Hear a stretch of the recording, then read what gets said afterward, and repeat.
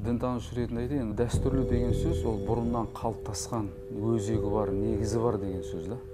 Дәстүрлі ислам дегенде түп қазығы бар, тарихы бар, негізделген, дәлелденген, тарихта өзінің орны белгіленген, қалыптасқан деген түсінікті ол. Қай халықтың арасында болмасын, сол елдің тарихымен, мәдениетімен, дәстүрімен біте қайнасып кеткен исламды дәстүрлі ислам деп айтамыз.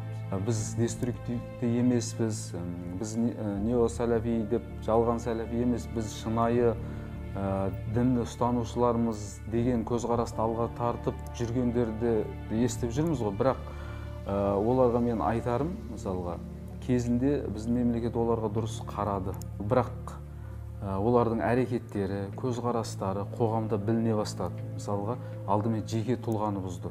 Шала-шорпы көзқарас қалыптастырды. Ана болмайды, мынау болмайды деген сияқты келте ойлаудың нәтижесінде бір отбасы бұзыла бастады. Соның көзқарасын дұрыс деген азаматтар бізде Сирияға кетіп қалды. Түбінде кімдер отыр? Бұлардың көзқарасы қандай еді?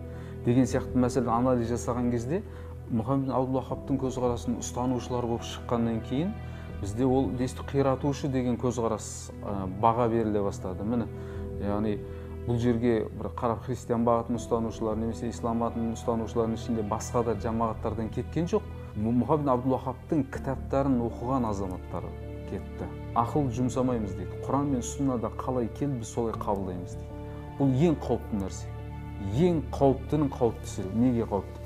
Өйткені бұл жерде ойлану деген мәселені алып тастайды. Соқыр ерудің ең сорақы тәсілі